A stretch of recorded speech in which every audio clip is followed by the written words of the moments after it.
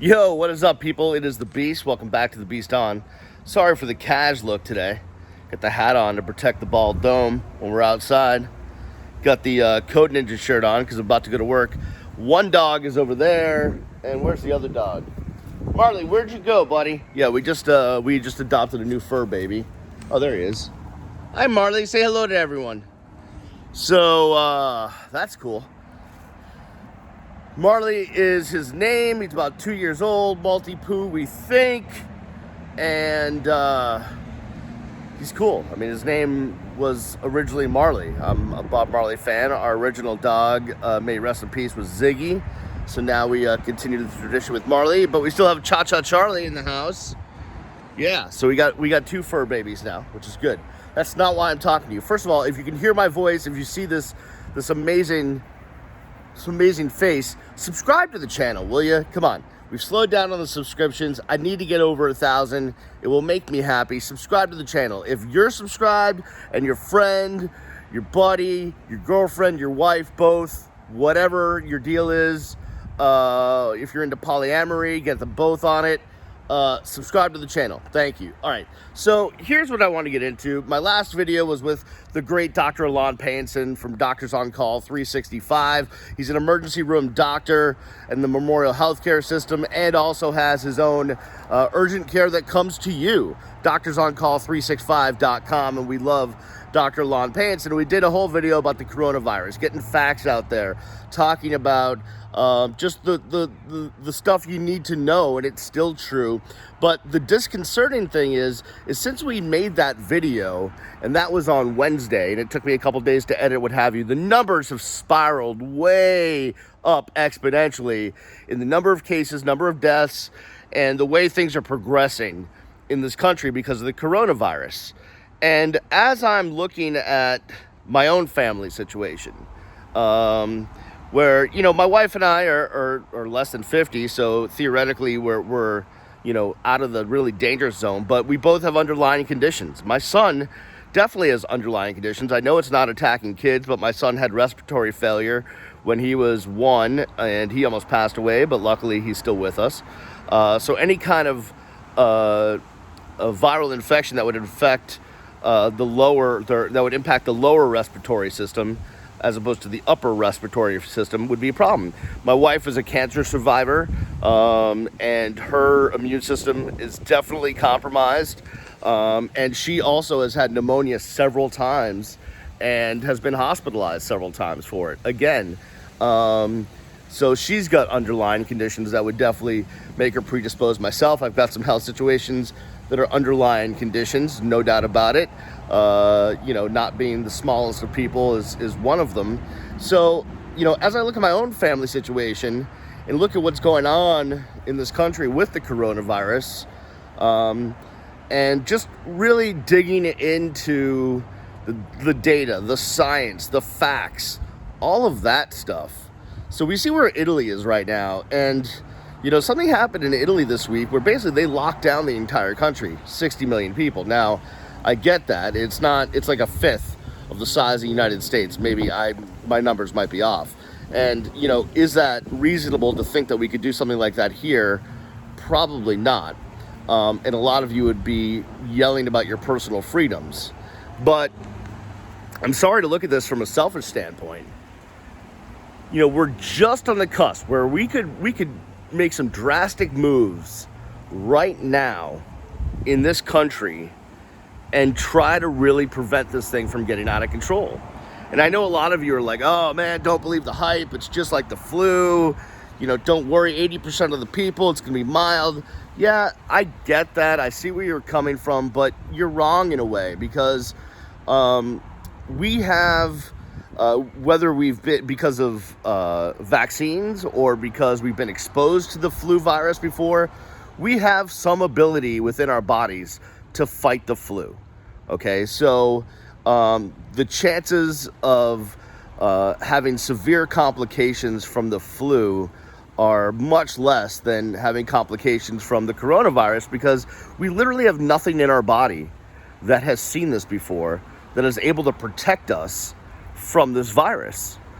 we have not been exposed to this strain of the coronavirus. Yes, there's other coronaviruses out there, some that cause the common cold, but that's not going to help us right now in protecting ourselves from this version of the virus. And I know it's selfish, but I'm just thinking about what's going on in my life, where, you know, I whether it being at work, in a public place. Props to Code Ninjas. Although I will tell you this, at Code Ninjas, and this is not like a paid endorsement, we freaking, and this is even before all this is from the day I first started there, we sanitize our stores, which we call dojos, ridiculously. Every night, every morning, after every kid uses a computer, everything is wiped down, everything is sanitized. It is spotless. If you walk into one of our dojos, it is spotless, it is clean, it is sanitized. There's sanitizer everywhere. We are all about not spreading germs at Code Ninjas. So we're prepared for something like this. So you can feel safe if your kid's one of my kids. But I'm thinking about work, and I'm thinking about, you know, my son's about to start a 5-on-5 soccer season. There's a lot of stuff coming up in our lives, and I'm like, you know what? And I hate to say this, like, I wouldn't mind just being quarantined to my house for the next couple of months. Now, granted, that would definitely impact my ability to pay bills, although that tax return is going to come in. But you know what? It wouldn't mind me. Like, it wouldn't bother me. Like, I know life has to go on, but we can really do something. We can make an impact right now. We can really do something right now as a society, as a country, to kind of try to stave off what can really be a bad situation. You know, I was listening to the health minister from Canada who's projecting, you know, if they don't do anything more to curb corona up in Canada, that he expects 35 to 70% of the population of Canada to have some sort of impact from the virus, to get the virus. And you think about Canada, one, it's much less populated than the United States, and two, the populations are sparse. You got your major cities, but then you get plenty of room in between. You know, the United States is a little bit different. Yeah, sure, we have plenty of room in the middle of the country, but when you talk about the coasts and the South and a lot of other places, I mean, it's just population center after population center, and this will lend itself to the spread of the coronavirus.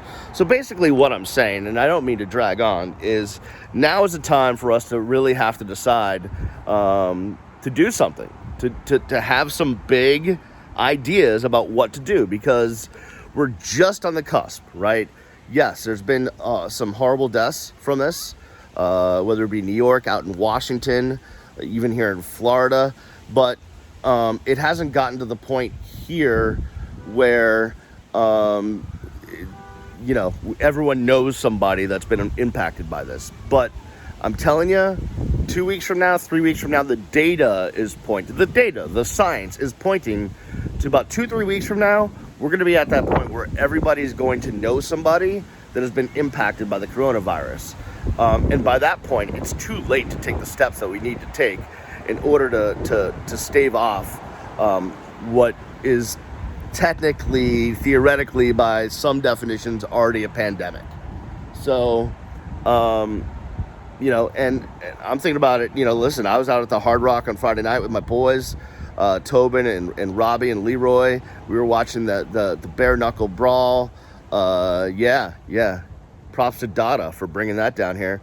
I'm thinking to myself, man, how many thousands of people were I around at the Hard Rock that night? And did anyone have any symptoms? And I know you can't live your life like that, but that's just logic. That's just me taking a look introspectively of where I've been, what I've done. Could I have come into contact? And the answer is possibly. Listen, I don't want to be scared. I am a hypochondriac, so I tend to freak out over these things, and I'm certainly stressed out about this. But just from a logical, scientific standpoint, you want to make moves now. You want to do things now before it gets to the point where it's too bad. Because by the time it gets to that point, it's too late. You can't react. You have to be proactive. So I hope that our government, I hope that the scientists, I hope that everyone understands that. And instead of reacting to cases and deaths, we're being proactive and starting to initiate stuff right now. Besides, hey, let's just wash our hands and use sanitizer and cough into our elbows. And old people, elderly people shouldn't take cruises and fly. Let's go beyond that. Let's really come up with some stuff now that can prevent this from really getting out of control, because it can be. And again, like, I know some of you are out there, maybe you're not that into it and you're just saying, hey, it's just like the flu. It is not. It is way more catchy, first of all. It spreads more rapidly. And two, unless you run into really major issues, the flu generally is an upper respiratory situation, right? Up here, whereas coronavirus, it'll start getting into the lungs, and that's lower respiratory, and that's when you have issues. When you start involving the lungs in disease, that's when you run into issues. That's when you run into serious complications. It literally impacts your ability to have enough oxygen to live. So I don't want to get into one of those situations with any of my family members or anyone I know or any of you. So let's work on a plan now, right? Hopefully, listen, you guys know where I stand politically, but we're all in this together. I'm just rooting for the government to come up with some plans that we can put into place right now to make sure this doesn't get too serious. All right, that's my spiel. Please subscribe to the channel. Things are a little bit serious in life. We'll try to get some non-serious stuff. Here's the other question I want. So I loved having Dr. Alon Payson in the house doing an interview for you guys. Who else do you want to see in my guest bedroom on the channel? What other people out there would you like to see? Who can I bring in to my house to interview for you? Let me know in the comments. Also, if you have questions for Dr. Payson about the coronavirus, anything that you're wondering, put them in the comments as well. I love you guys. I'll see you when I see you. Peace.